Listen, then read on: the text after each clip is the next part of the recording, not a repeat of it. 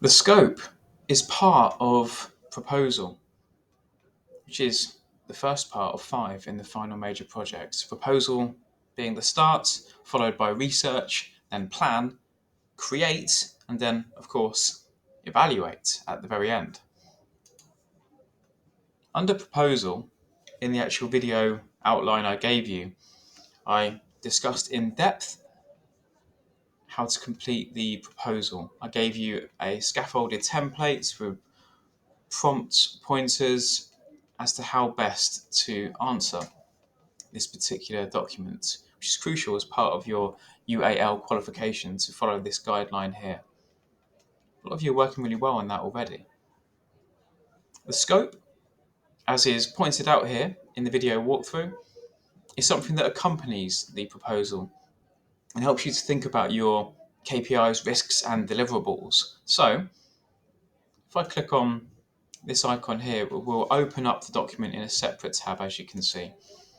To create your own copy of any document that you have access to in the final major projects, click on File, and then make a copy. It'll create your own copy which nobody else can edit in your Google Drive. It'll be private to you until you submit it, of course, as part of your project. This is a working document. It is in addition to the proposal. It'll be updated with any changes, iterations, evolutions of your idea as you proceed. Here are the headings. Introduction, introduce it, tell us about it.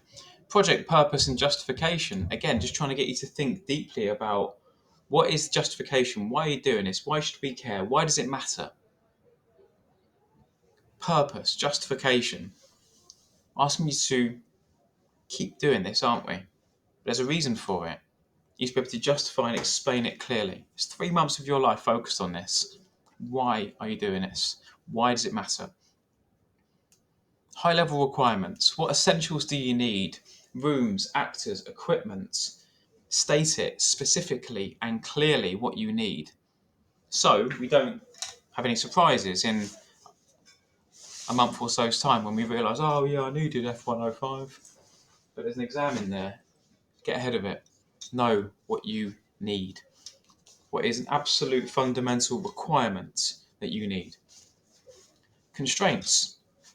What limitations are there in terms of finances, in terms of motivation, in terms of time, in terms of work commitments, in terms of family commitments, in terms of access to facilities and resources and materials, and skills and training?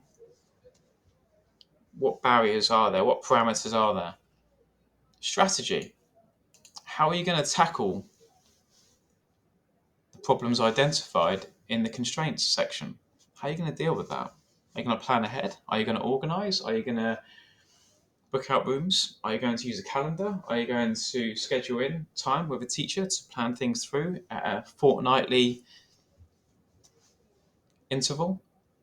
How are you going to tackle the problem? If you've identified it early in your scope, how are you then going to tackle that?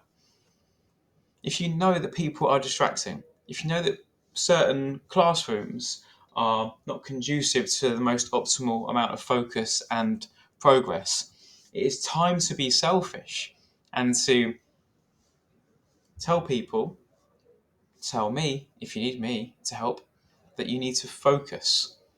And I will move things around to make everything as good as it can be.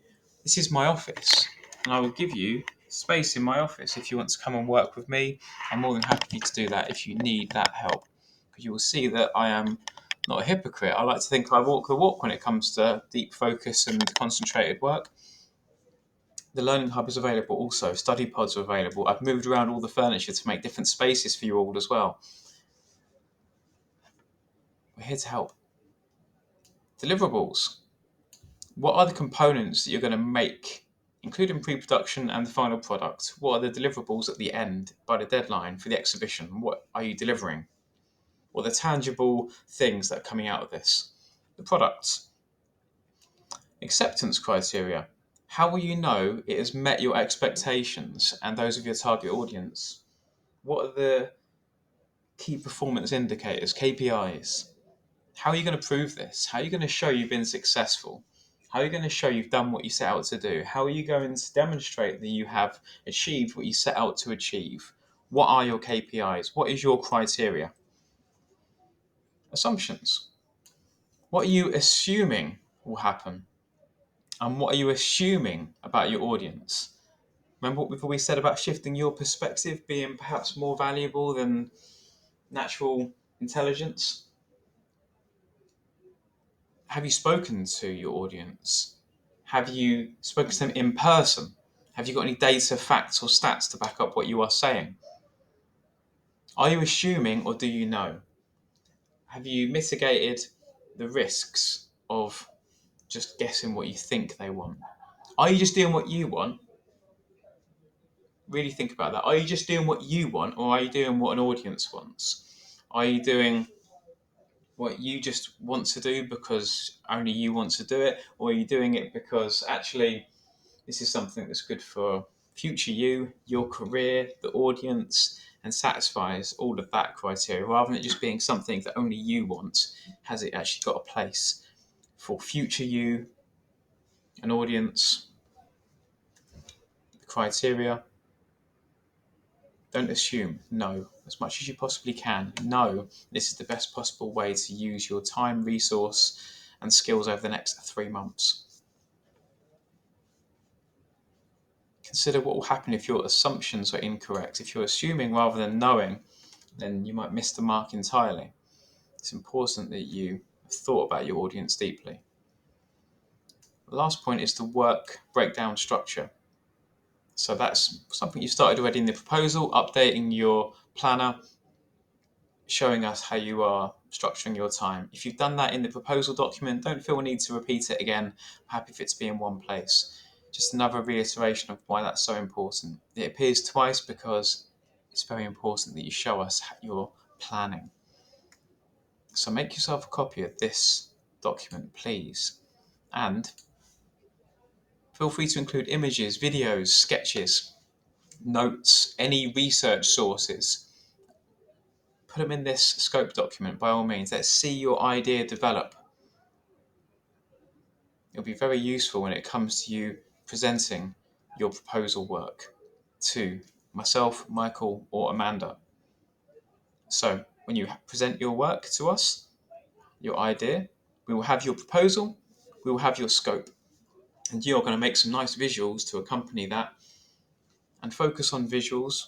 Don't feel a need to write down too much text on the slides, so we can actually see your idea and decide whether you proceed to the next stage, which is research. Okay, any questions, as always, please let me know. But the scope document is a crucial part of this process before you proceed to presenting your idea to Michael, Amanda, or myself. As always, any questions, use the Google chat room. Nice to see you use that. I'm making this video in response to a comment that appeared in the group chat about some confusion about what you need to do for the scope. So I've made this walkthrough to help you. Hopefully it does help as well. But be transparent, be open, don't suffer in silence, speak, use the hive mind of the group to solve problems, and speak to me as well. I'm available to help you, okay? Well done, everybody. Keep moving forward.